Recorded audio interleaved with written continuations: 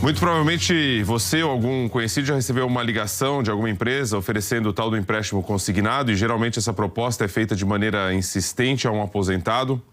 E ouve essa: a polícia de São Paulo investiga uma empresa acusada de aplicar golpes do empréstimo consignado. Os policiais cumpriram, inclusive, mandados de busca em 5 endereços na empresa na Grande São Paulo. O Rômulo Dávila está acompanhando essa história e traz mais detalhes para nós. Um bom dia. Oi, Rodrigo, bom dia para você, bom dia para todos. Isso mesmo, é uma empresa de Guarulhos, com sede em Guarulhos, com outros escritórios em Guarulhos e também com um escritório no bairro da Penha, na zona leste aqui da capital. Essa é uma informação, uma apuração dos nossos colegas, do Anderson Colombo e da Fernanda Carvalho. A gente está aqui na região do Cambuci, isso porque uma das vítimas é aqui de São Paulo. Esse grupo não agia só aqui em São Paulo, segundo a polícia apareceram outras vítimas, inclusive de Minas Gerais, de Brasília, só que o primeiro registro é aqui do 6º DP do Cambuci, em São Paulo. Essa investigação começou há cerca de um mês, quando a primeira vítima procurou a polícia e ela disse que ela recebeu um contato via telefone de uma empresa oferecendo a renegociação de um empréstimo que ela já tinha. Como que funcionava mais ou menos esse esquema? A empresa intermediava, então, conseguia um novo empréstimo. A pessoa ela já tinha um empréstimo com o banco A. A empresa conseguia um novo empréstimo com o banco B, prometendo juros menores, uma melhor condição para pagar. E aí o banco B disponibilizava esse dinheiro para a vítima. A vítima pegava, então, o dinheiro disponibilizado. A ideia era quitar o banco A e ficar só com a dívida no banco B, com juros menores. Só que na hora de pagar o boleto para o banco A, na verdade, o boleto era um boleto falso, com outro código de barras e tudo mais, e aí esse dinheiro não ia para o banco, ele ia para a empresa, ou seja, a pessoa não quitava a dívida com o banco A e assumia um novo financiamento com o banco B. Funcionava mais ou menos dessa mesma forma. Pelo menos 5 vítimas procuraram já a polícia. Geralmente o perfil da vítima era o mesmo, funcionário público ou então pensionista. Uma das vítimas disse que tinha uma dívida de 45 mil e no final de tudo chegou a ficar devendo aí para o banco cerca de 450 mil reais. A gente tem umas imagens para mostrar para vocês agora, porque ontem a polícia agiu, foi até a sede da empresa lá em Guarulhos para cumprir mandados de busca e apreensão nos endereços da empresa, lá na sede em Guarulhos, em outros 3 endereços e também num escritório na Penha, na Zona Leste. Por lá a polícia recolheu computadores, celulares e documentos. Todo esse material foi apreendido e vai agora para investigação. 50 funcionários da empresa também foram ouvidos, porque a polícia quer chegar agora em quem gerenciava todo esse esquema. A nossa equipe também conversou com o delegado Fábio Daré e ele falou que essas pessoas podem responder então por estelionato e por associação criminosa. O delegado, inclusive, deu mais detalhes de como tudo isso funcionava. É o que a gente vai acompanhar agora. Os bancos liberavam o crédito para a vítima vítima achava que pagando aquele boleto ali ia quitar o primeiro empréstimo, só que não quitava, porque o valor, o código, a linha digital era adulterada, então o dinheiro ia para a empresa. Então eles ganhavam de 2 formas, da comissão talvez por esse empréstimo, do crédito, e do valor retornado através das vítimas. Informalmente a gente soube que o movimento fraco que teve mês passado lucraram 4 milhões de reais. Então, um movimento fraco. Então, a gente imagina o volume de dinheiro que essas pessoas, através desses golpes, ganharam. Daqui a pouco a gente vai falar mais sobre isso. Vamos voltar a falar sobre o golpe do consignado. Você deve conhecer alguém que já recebeu alguma ligação oferecendo aí condições melhores para renegociar algum empréstimo. A polícia está investigando uma empresa acusada de aplicar golpes do consignado em vítimas no Brasil inteiro. E o Rômulo Dávila acompanhando essa história hoje. Oi, Rômulo.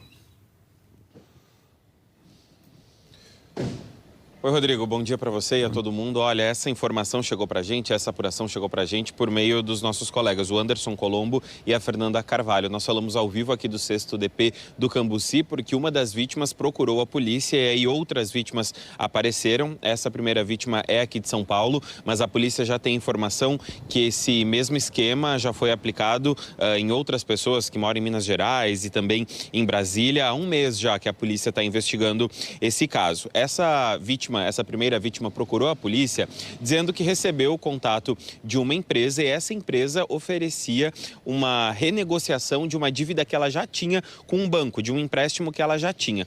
Como funcionava mais ou menos? A vítima tinha uma dívida com um banco, por exemplo, com o Banco A, e aí vinha essa empresa oferecendo uma renegociação por um valor melhor, com uma condição melhor, com juros menores, com o Banco B. E aí ela fazia esse meio de campo entre a vítima e o banco. O banco fazia, né, esse empréstimo para a pessoa, para a vítima, acabava entregando, né, o dinheiro, o Banco B, para a vítima, e aí as pessoas dessa empresa diziam o seguinte: ó, agora você paga esse boleto, porque esse boleto é para quitar o seu primeiro empréstimo. A pessoa pegava o empréstimo que ela ganhou do Banco B e quitava o que ela tinha emprestado, o valor que ela devia para o Banco A. Só que esse boleto que era disponibilizado para ela não era um boleto correto, não era o boleto do próprio banco, e sim um boleto da empresa. Aí o que acontecia? Ela pagava aquele boleto que ela achava que estava quitando a dívida, não estava quitando dívida coisa nenhuma, e ao mesmo tempo ela já tinha se endividado com o outro banco, ou seja, ficava com 2 empréstimos.